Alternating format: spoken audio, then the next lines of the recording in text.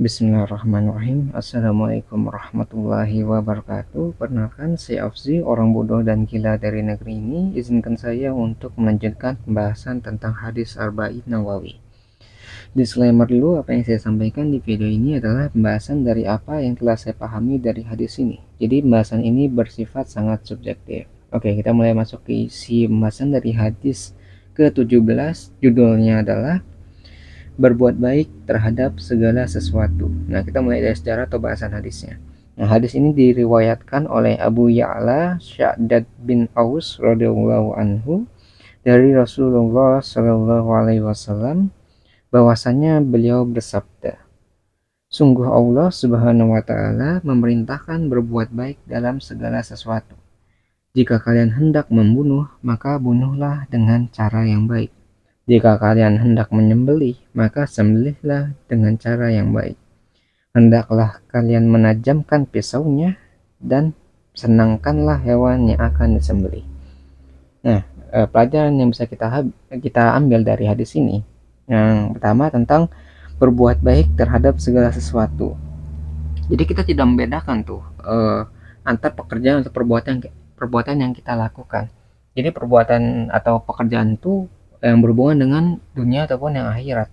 Misalnya kalau yang berhubungan dengan akhirat nih, tentang kita saat beribadah, misalnya sholat, zakat, puasa gitu, itu kan berhubungan dengan Allah gitu. Nah, kita misal serius di urusan yang berhubungan dengan akhirat gitu, dengan ibadah doang gitu. Nah, untuk urusan dunia kita malah nggak serius. Misal saat kita bekerja atau berikhtiar, saat mencari rezeki, kita malah nggak serius di urusan dunia. Nah, itu jangan sampai seperti itu. Jadi maksudnya baik di segala sesuatu. Jadi kita baik secara saat kita beribadah ataupun saat kita bekerja atau dalam urusan dunia. Jadi kalau bisa dua-duanya baik. Karena kan ketika kita memilih salah satu saja, maka nanti ada yang nggak tercapai gitu. Nah, ketika salah satu tidak tercapai, maka nanti akan berat sebelah dan tidak menjadi seimbang gitu. Kalau mau bagus tuh dua-duanya tercapai. Jadi di dunia itu dia sukses dan di akhirat juga sukses gitu. Jadi kita harus menyimbangkan keduanya. Jadi baik dalam segala urusan, di segala tempat gitu, segala urusan atau segala pekerjaan. Nah, contoh dalam hadis ini adalah salah satu perbuatan yang menghilangkan nyawa dari makhluk hidup, yaitu membunuh atau menyembelih hewan. Nah, jika kita bisa berbuat baik pada saat membunuh atau menyembelih, maka untuk perbuatan lainnya kita juga seharusnya bisa berbuat baik juga. Jadi kan contoh di hadis ini adalah kita menghilangkan nyawa ya dengan menyembelih atau membunuh hewan. Nah, itu kan salah satu bentuk kenikmatan ya. Kalau misalnya waktu untuk hidup ya, kesempatan untuk hidup adalah suatu rizki dari Allah. Nah, ketika kita ingin mengambil rizki tersebut dari hewan ya, dari hewan yang ingin kita sembelih, maka itu ada caranya atau ada ikhtiarnya gitu. Nah, ketika kita menjalankan ikhtiar tersebut, maka kita telah berbuat baik kepada hewan tersebut gitu. Misalnya kita menyebut nama Allah sebelum menyembelih, itu menajamkan pisaunya dan sebagainya gitu, supaya kita tidak menyiksa hewan yang akan disembelih tersebut. Itu adalah cara yang paling baik gitu menurut Allah. Nah, misalnya kalau itu kan saat menyembelih hewan ya, ayam menyembelih atau membunuh hewan. Nah, lalu contohnya apa di pekerjaan lainnya? Nah, kalau di pekerjaan lainnya kita jangan meremehkan segala pekerjaan yang kita lakukan ataupun orang lain lakukan. Kita jangan ngeremehin atau merendahkan pekerjaan tersebut. Misalnya kalau di pekerjaan lain itu pedagang. Pedagang itu berarti harus apa? Harus jujur kan. Nah, saat dia jujur berarti dia tidak menipu orang yang membeli barang dagangannya. Misalnya kalau barangnya bagus, dia bilang bagus, barangnya misalnya buah-buahan itu manis, maka dia bilang manis gitu. Kan orang harus ngicipin dulu apa ya rasa buahnya gitu supaya tidak menipu atau membuktikan bahwa buahnya itu memang benar enak kan seperti itu. Atau kalau misalnya beli barang-barang yang kayak apa ya barang-barang mati itu kayak barang yang ada kerusakan atau barang yang tidak sempurna. Jadi ketika ada kerusakan atau kecacatan dalam barang tersebut itu harus diberitahukan kepada pembelinya supaya ketika pembeli itu membeli barang itu mereka sudah tahu kalau barang yang dibeli itu memang ada kerusakan atau kecacatan sehingga mereka tidak kecewa. Jadi pembeli itu tidak boleh dirugikan gitu. oleh sang penjual. Itu dalam masalah kejujuran ya. Kalau contoh lain banyak lah. Itu salah satu contoh kecilnya aja. Jadi kita tuh harus serius di segala pekerjaan yang kita lakukan ataupun perbuatan kita lah. Jadi kita harus berusaha semaksimal mungkin. Kita tidak boleh memilih salah satunya. Kita harus baik di segala pekerjaan yang kita lakukan. Entah itu dalam masalah agama ataupun urusan di dunia. Nah, dari sini juga kita membahas tentang cara untuk menyenangkan hewan yang akan disembelih gitu. Yang pertama untuk menyenangkan hewan yang disembelih itu kita harus menajamkan alat untuk menyembelihnya, entah itu pisau ataupun golok gitu. Apa aja, pokoknya alat yang untuk menyembelih hewan tersebut. Jadi kita tajamkan dulu supaya ketika proses penyembelihan itu terjadi secara cepat. Tuh, kalau bayangin aja kalau misalnya misal pisau ya untuk digunakan untuk menyembelih, pisaunya itu tumpul. Ketika pisau itu tumpul, maka ketika hewan itu disembelih itu kan nggak langsung kena di nadinya atau bagian yang pentingnya itu kan, bagian apa eh, aliran darahnya. Ketika itu tidak sampai, maka ini kan eh, akan menyiksa hewan tersebut.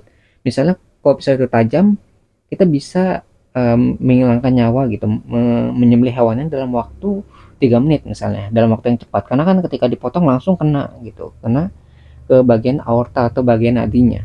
Tapi kalau misalnya pisau itu tumpul, kita butuh waktu 5 menit. Nah, perbedaan waktu antara 3 dan 5 menit ini itu bisa menambah siksaan. Jadi kita seolah kita menambah siksaan hewan yang disembelih selama 2 menit.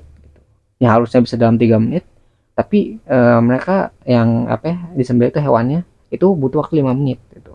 Jadi 2 menit tambahan ini adalah kayak kita menyakiti hewan itu lebih lama lagi. Jadi jangan sampai pisau yang kita gunakan itu tumpul gitu. Kita harus menajamkan pisau ya.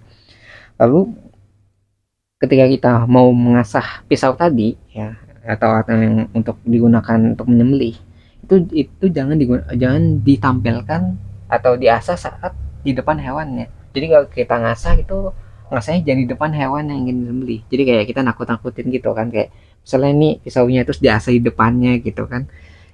Itu sama saja kita kayak membuat stres atau menakuti hewan yang ingin disembelih. Itu kan kayak kita nakut-nakutin dia, mungkin hewan itu akan mati atau akan disembelih, tapi jangan menambah rasa ketakutan atau stresnya sebelum dia disembelih. Itu kita nggak boleh melakukan hal tersebut. Lalu setelah itu kita juga nggak boleh menunjukkan proses penyembelihan di depan hewan yang lainnya. Misalnya kita mau menyembelih 10 hewan, nah itu tempat menyembelihan dan tempat pengumpulan hewannya itu harus dibedakan gitu. Jadi nggak boleh dalam satu tempat. Jadi kita mau nyembelih ini satu hewan, yang lainnya ngeliatin gitu. Hewan-hewan yang nganterinya itu ngeliatin hewan atau temennya itu disembelih. Jangan sampai seperti itu. Karena mungkin menurut kita ya bahwa hewan itu kan tidak memiliki akal. Jadi ya hewan itu tidak berakal kan. Nah, walaupun tidak memiliki akal, tapi hewan itu adalah makhluk hidup. Mereka bisa melihat, mereka bisa mendengar. Walaupun mereka tidak bisa berpikir seperti manusia, tapi mereka punya insting. Nah, insting inilah yang kalau bisa jangan sampai apa ya keluar saat temennya itu disembelih. Insting apa ya? Insting bahwa dirinya itu dalam keadaan yang berbahaya. Mereka bisa melihat atau mendengar temennya itu disembelih. Bayangin aja gitu, temennya itu disembelih. Misalnya kan kadang-kadang mengeluarkan suara-suara ataupun belahnya itu pada keluar kemana-mana, itu kan menandakan nanti wah kita bakal disembelih nih gitu. Kalau kita jadi hewan yang akan disembelih itu kan merasa seperti itu, instingnya mengatakan bahwa dia itu dalam bahaya. Nah, ketika mereka merasa dalam bahaya, maka akan stres kan, akan memberontak lah atau stres lah, itu kan tidak boleh juga. Jadi kita kayak menambah stres tambahan kepada hewan yang belum disembelih ini gitu, yang ngantrinya gitu. Jangan sampai seperti itu makanya. Jadi kita nggak boleh apa ya, dalam hal tempat lah, jangan sampai dibedakan tempatnya antara tempat menyembelih dan tempat untuk mengumpulkan hewan yang akan disembelih. Itu harus dibedakan supaya biar nggak takut lah. Pokoknya intinya dari hadis itu jangan sampai kita menambah rasa sakit berlebih pada hewan yang akan disembelih ataupun membuat hewan yang akan disembelih itu merasa takut gitu sebelum disembelih. Kita harus buat senyaman mungkin, secepat mungkin kalaupun saat menyembelih gitu, supaya dia tidak menyiksa hewan yang akan disembelih tersebut gitu. Nah, kita mungkin itu udah bahasan ya. Kita mulai masuk ke bagian berikutnya tentang pesan dan kesimpulan. Nah, hadis ini mengajarkan kita untuk berbuat baik di segala sesuatu, walaupun dalam hal membunuh atau menyembelih hewan. Padahal perbuatan itu bisa menghilangkan nyawa dari makhluk hidup. Kita tidak boleh menyiksa hewan yang akan disembelih dengan membuatnya takut. Kita diperintahkan untuk menyenangkan hewan yang akan disembelih dengan cara menajamkan pisau dan membuat proses penyembelihan secepat mungkin agar hewan tidak tersiksa lebih lama saat proses penyembelihan itu terjadi. Nah, mungkin sekian ya pembahasan pribadi saya yang bisa saya sampaikan mengenai hadis ke-17 dari buku Arba'in Nawawi. Sebelum saya akhiri, saya ingin menyampaikan bahwa segala kebenaran yang ada di video ini maka itu semua bersumber dari Tuhan Yang Maha Kuasa, dan jika ditemukan banyak kesalahan ataupun kekurangan di video ini maka itu semua bersumber dari diri saya pribadi.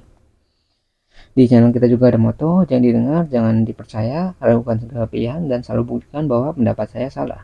Lalu jelaskan di mana letak kesalahannya. Saya menunggu jawaban Anda, wahai orang-orang pintar dan waras di luar sana, karena orang yang bodoh dan gila ini sangat membutuhkan bantuan kalian.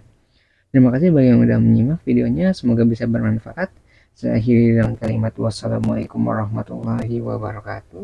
Saya Afzi, pamit undur diri, kita ketemu lagi di pembahasan selanjutnya. Insya Allah.